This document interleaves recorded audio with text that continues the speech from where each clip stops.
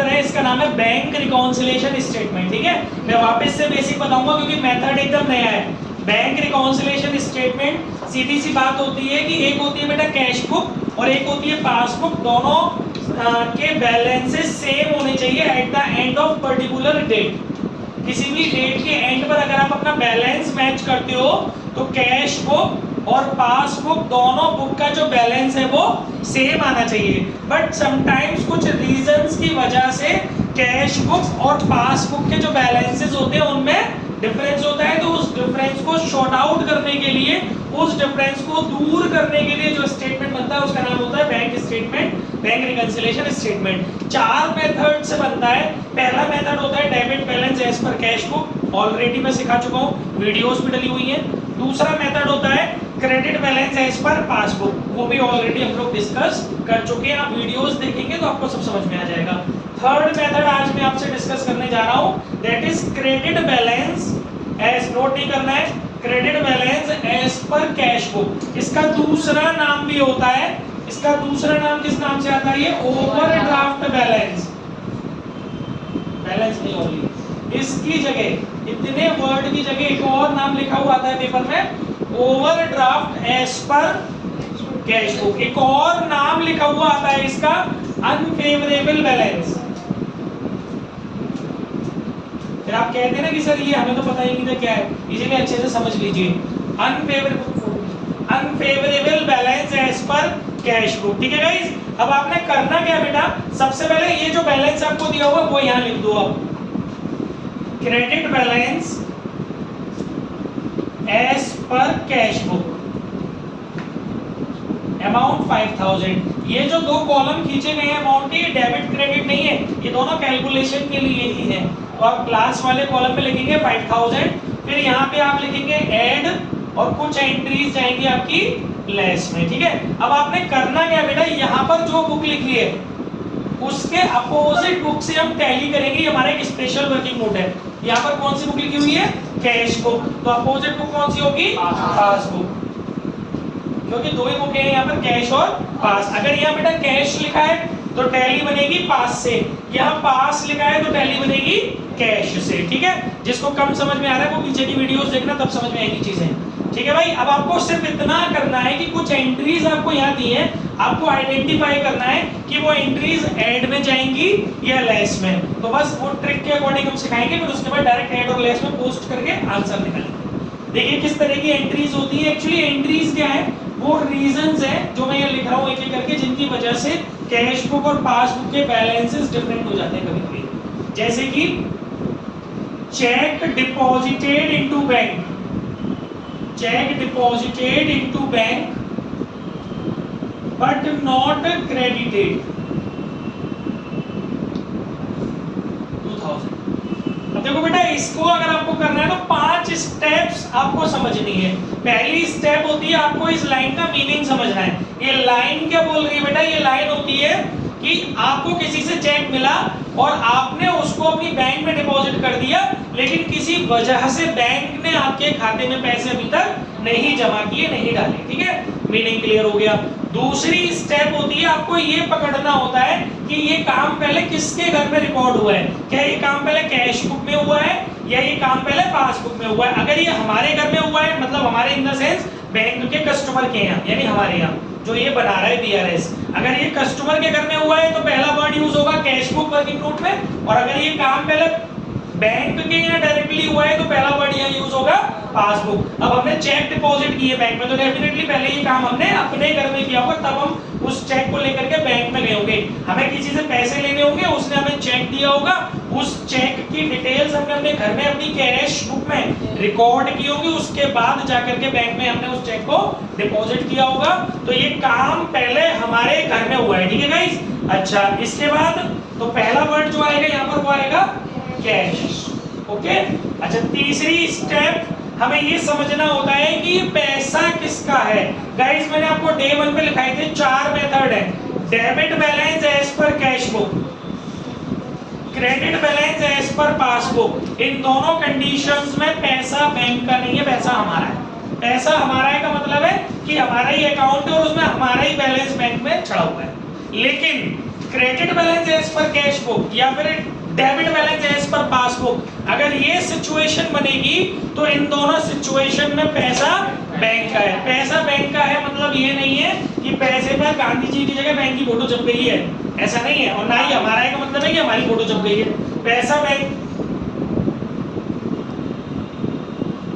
Bank का है, इसका मतलब है कि बैंक में हमारा अकाउंट तो है लेकिन हमने ओवरड्राफ्ट कर लिया है क्योंकि हमें एक लिमिट मिली हुई है, उस लिमिट को हमने यूज कर लिया है, इस वजह से हमें उल्टा बैंक के पैसे देने हैं। तो कुछ भी हम करेंगे तो ये थॉट प्रोसेस लेके करेंगे अब कि हमारा कर्जा बढ़ेगा या घटेगा, because right now in this situation we are in date.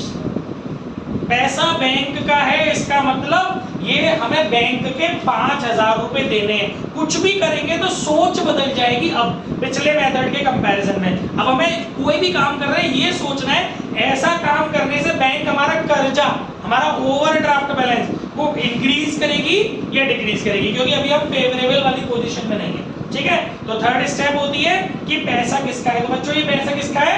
Bank का पैसा है, हमें बैंक के पैसे देने हैं। अब हम इसको कनेक्ट करते हैं। हमने एक चेक, मुझे तेरे पैसे देने, मान लो तू बैंक है, मुझे तुम्हारे पैसे देने हैं और मुझे किसी से चेक मिला, मैंने उस चेक को बैंक में जमा किया। तो जमा करने से पहले, बैंक में चेक को डिपॉजिट करने से पहले मेरा थॉट प्रोसेस क्या होगा?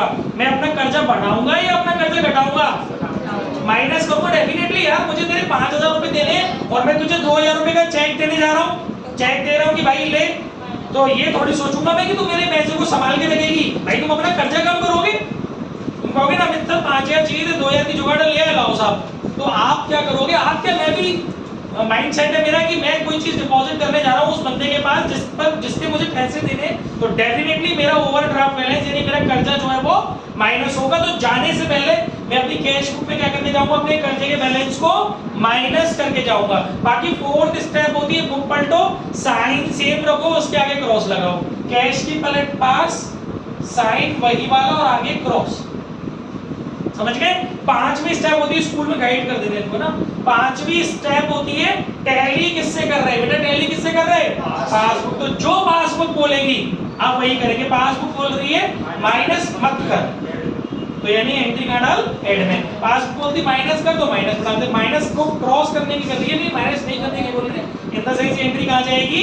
प्लस में। एज इट इज स्टेटमेंट लिख दो, check deposited into bank but not credited 2000। I hope समझ में आया होगा। थोड़ा सा थॉट प्रोसेस चेंज करना है। इसके बाद नेक्स्ट पॉइंट लेके चलते हैं, check issued but not presented।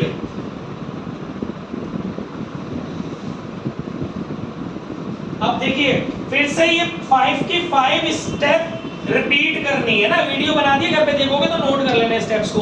पहली स्टेप होती है कि सबसे पहले मीनिंग को समझना है बेटा। मीनिंग क्या है? हमें किसी के पैसे देने थे, वो हमारे दरवाजे में सुई बोल गया कि सच्ची पैसा, मैंने नाने नहीं पैसा तो आज लेके जाऊंगा मैंने। यार क्या बात, तेलक की जान से मेरे ये पकड़ 3,000 रुपए का चेक जा ऐसे, ठीक है। तो इसे बोलते हैं चेक इश्यू करना। जब हमें किसी का पेमेंट करना है तो वो पेमेंट हमने चेक के माध्यम से कर दिया, तो दैट इज चेक इश्यू किया आपने। वो किसी रीजन से, या तो मेरे साइन मैच नहीं हुआ, मैंने फर्जी साइन कर दिया, कुछ भी XYZ रीजन है, वो चेक बैंक में अभी तक पेमेंट के लिए प्रेजेंट नहीं हुआ। इन अदर वर्ड्स मेरे खाते में से पैसे अभी तक उस बंदे को नहीं मिले कट करके। क्लियर है? तो ये तो होगी पहली स्टेप बेटा। मीनिंग समझना, तृप्ति समझ में आ रहा है तुम्हारे?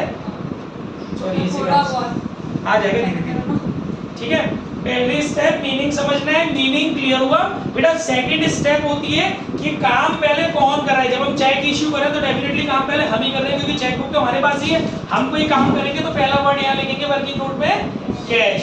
तीसरी स्टेप होती है बेटा पैसा किसका है? Credit balance as per cash book हमारा नहीं, बैंक का पैसा होता है, यानी हम कर्जे में हैं। अब एक बात सुनो, तुम्हें बैंक के 5,000 रुपया देने हैं, देने नहीं देने। अब तुम किसी को चेक फाड़ के दो, जा मेरे खाते में से निकाल लियो। क्या तेरे खाते में पैसा पड़े? तो निकाल लियो। कैसे निकाल लियो? मैंने कैसे पूछ के चेक काट दिया, मालूम तू क्या करेगा इसके? मैंने तेरे को तो टका दिया, चेक फाड़ के दे दिया, जा मेरे खाते में से निकाल लियो। तुरंत मेरे को फोन करो, मैं बैंक में गई क्या है? बैंक यार देखो ऐसे ऐसे मैंने एक चेक आगे दिया, बैंक की तुम्हें शर्म नहीं आ रही है तुम ऑलरेडी ओवरड्राफ्ट में हो, मुझे तुमसे ऑलरेडी 5,000 रुपये लेने, तुम यहाँ किसी को चेक भेज रहे हो आगे कि पैसे दे देना। मैंने बैंक यार इस बार रख ली इमेज थोड़ी सी, अब कोई काम करिए बैंक इस चेक को पास कर लियो भाई, ओवरड्राफ्ट लिमिट बनी तो हुई है, तो मेरे को उस बंदे को पैसे मेरे अकाउंट में से निकाल करके दे देना। मैं क्या कर ले रहा हूँ, टेंशन क्यों ले रही हूँ बैंक, मैं क्या कर ले रहा हूँ, अपना कर्जा बढ़ा ले रहा हूँ। जब मैं किसी को चेक इशू करूंगा तो मैं क्या सोच के कर रहा हूँ, क्योंकि मुझे पता है ना मेरी सीसी लिमिट है बैंक के अंदर, मेरा ओवर हर बिजनेसमैन की होती है, मेरा कैश क्रेडिट लिमिट बैंक के द्वारा डिजाइन किया हुआ है, तो मैं तो ये सोचूंगा ना कि बड़े आराम से चेक पास होगा मेरा, बिकॉज मेरी तो लिमिट है, भले ठीक है मेरे अकाउंट में पैसे नहीं है, बट वो जो ओवरड्राफ्ट की फैसिलिटी बैंक ने प्रोवाइड की है, I am a specific person for bank, specific customer for bank, तो बैंक ने मेरे लिए सीसी लिमिट डिजाइन की है, दैट्स व्हाई मेरे चेक जो है वो क्लियर होंगे। तो मैंने बैंक को चेक इशू, मतलब मैंने किसी को चेक इशू किया कि जा मेरे खाते में से पैसे निकाल ले, तो उस कंडीशन में मेरा क्या रिएक्शन होगा, मेरा क्या थॉट प्रोसेस होगा कि मैं अपने घर में यही तो सोचूंगा क्या होगा ज्यादा से ज्यादा और कर्जा बढ़ जाएगा। तो मैं कैश बुक में क्या करूंगा, चेक इशू करने के टाइम पर अपने ओवरड्राफ्ट बैलेंस को, अपने कर्जे वाली पोजीशन को, और ध्यान दो नहीं समझ में आ रहा है, जी डिजाइन ही बनते रहेंगे पेपर में, ठीक है। तो ओवरड्राफ्ट की कंडीशन में मैं क्या करूंगा बेटा, चेक इशू की कंडीशन में मैं क्या करूंगा, अपने कर्जे को प्लस करूंगा, ठीक है। फोर्थ स्टेप, बुक पलटो, साइन सेम, आगे क्रॉस, कैश की पलट पास, साइन वही वाला और आगे क्रॉस। फिफ्थ स्टेप, 5 स्टेप हर बार बोलनी है। फिफ्थ स्टेप, टैली किससे कर रहे हैं, टैली कर रहे हैं पासबुक से, पासबुक कह रही है प्लस मत कर तो लेस कर रहे हैं। स्टेटमेंट आप दो में, check issued but not presented, आपको समझना पड़ेगा चीजों को अच्छे से, ठीक है guys. Next, direct deposited bye a customer. मैं केवल आपको समझाने के लिए थोड़े थोड़े पॉइंट्स लिख रहा हूं कि आपको पता चल जाए कि सोचते कैसे हैं इसके अंदर। Direct deposited bye a customer, अब वही फिर से 5 स्टेप रिपीट करनी है। पहली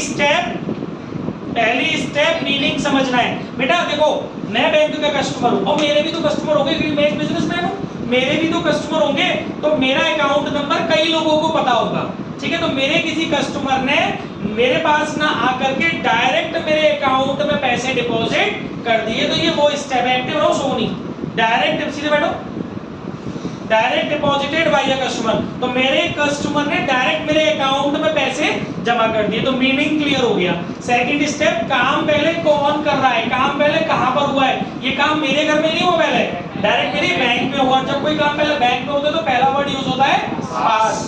थर्ड स्टेप, पैसा किसका है भैया, हमें पता है कि ये पैसा बैंक का है, हम कर्जे में हैं, हमें बैंक के पैसे देने हैं। जब हमें बैंक के पैसे देने हैं और उस समय कोई हमारे पैसे हमारे अकाउंट में जमा करने आ रहा है, तो बैंक हमारा कर्जा बढ़ाएगी कि घटाएगी, घटाएगी। डेफिनेटली बैंक कहेगी भागते भूत की तो मोटी बढ़िया। ऐसा होता है ना, मतलब यार तुम्हारे साथ 5,000 रुपए निकल रहे हैं तुम पे, कोई तुम्हारे पैसे देगा 1,000 रुपए, सच्ची हम अपना कर्जा कम कर लेते हैं, तो बैंक पासबुक में क्या करेगी, माइनस करेगी, ठीक है guys. Fourth step, book reverse करिए, पास का उल्टा कैश, साइन सेम रखिए, आगे क्रॉस। फिफ्थ स्टेप, टैली किससे करें, जिया जी मत बदल दियो, टैली बाई पासबुक, पासबुक कह रही है माइनस, और पासबुक क्या कह रही है माइनस, मत कर नहीं कह रही है, मत कर तो दूसरे वाले जिया जी कह रहे हैं, मत कर कौन कह रही है, कैश, कीप क्वाइट।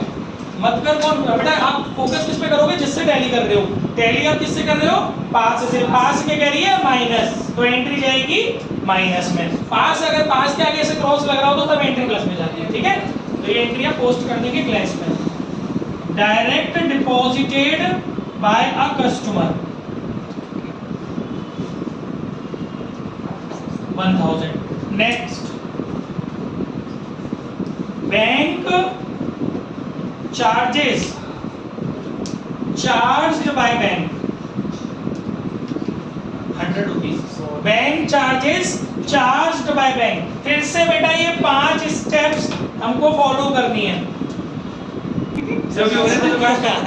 देखिए, bank charges charged by bank, ठीक है, और आया था भैया कहते रहे bank charges charged by bank. तो गाइस इसमें क्या रहेगा, तो इसमें पहले कोई 5 स्टेप्स हमको फॉलो करनी है। पहली स्टेप क्या है, हमको इसका मीनिंग समझना है कि भैया देखिए बैंक इतनी सारी सर्विसेज हमें प्रोवाइड करा रही है थ्रू आउट द ईयर, बहुत सारी फैसिलिटीज बैंक हमको देती है, तो उसके बदले में बैंक हमसे हमारे अकाउंट में से कुछ चार्जेस लगाएगी, हमारे अकाउंट में, हमारे घर नहीं बांधने आएगी, हमारे अकाउंट में चार्जेस लेनी करेगी बैंक कुछ, ठीक है। तो ये हो गया bank charges charged by bank. दूसरी स्टेप बेटा, काम पहले कौन कर रहा है? भैया ये काम चार्जेस वार्जेस के हम नहीं करते, ये सब बैंक ऑथराइजेशन है तो बैंक करेगी।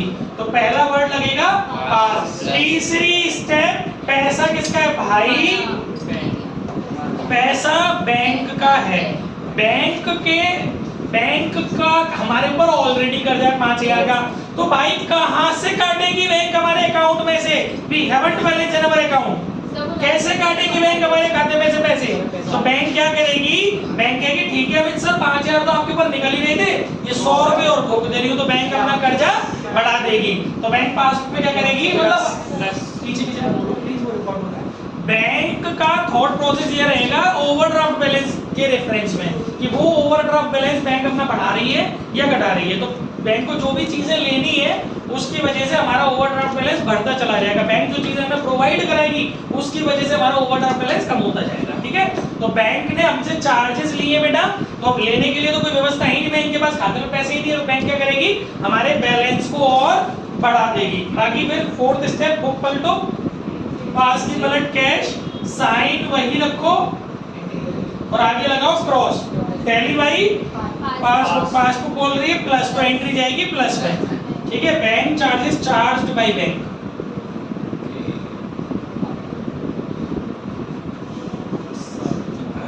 Next,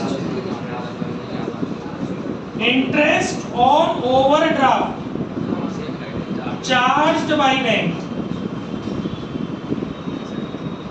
200 rupees. गाइस इसका टर्म देखो, interest on overdraft charged by bank. देखो भाई पहली चीज तो कि मीनिंग क्या भैया? इंटरेस्ट बैंक हमसे चार्ज कर रही है। दूसरी स्टेप, काम पहले किसने किया? डेफिनेटली बैंक ने किया, तो पहला वर्ड आ जाएगा पास। तीसरी स्टेप, ये पैसा किसका है? बैंक का। बैंक अपने पैसे पर हमसे ब्याज लेगी कि हमको ब्याज देगी? लेगी तो घर तो लेने आएगी नहीं, खाते में से काट लेगी, तेरे खाते में पैसे पड़ेंगे जो काट लेगी। बैलेंस और कर्जे का बैलेंस, ओवरड्राफ्ट बैलेंस और बढ़ा देगी। पास के आगे करेगी बैंक प्लस, बुक पलट, साइन सेम, आगे क्रॉस, टैली बाई पासबुक क्या बोल रही है? पासबुक बोल रही है प्लस, तो एंट्री जाएगी प्लस में। Interest on overdraft charged by bank, ठीक है गाइस। ये कुछ पॉइंट्स थे, हमने समझ लिए है ना। बाकी इस तरीके के पॉइंट्स आते रहेंगे। अब इसको क्लोज करना और सीख लेते हैं। देखो बेटा क्या रहता है, इसमें पहले इनको ऐड करेंगे 2000, 100 और 200, दैट इज 2300, ठीक है। इसमें हम इसको ऐड करेंगे 7300 हो गया। अब हम इसमें इसको ऐड करेंगे 3 और 1 4। समझ में आ रहा है? मैंने इनको जोड़ा यहाँ लिखा, फिर इसमें इसको जोड़ा यहाँ लिखा, अभी मैंने इनको ऐड किया यहाँ लिखा, अब यहाँ लेस लिखा हुआ है ना, इसीलिए इसके टोटल में से ये वाला टोटल में लेस करूंगा। 7300 में से 4000 गए तो 3300। और गाइस ये जो क्रेडिट बैलेंस है इस पर कैश बुक है, ये चेंज होकर के एक तो क्रेडिट चेंज हो जाएगा और एक बुक चेंज हो जाएगी, तो ये बन जाएगा debit balance as per passbook, और ये भी अनफेवरेबल बैलेंस ही होगा, ठीक है। डेबिट बैलेंस एज पर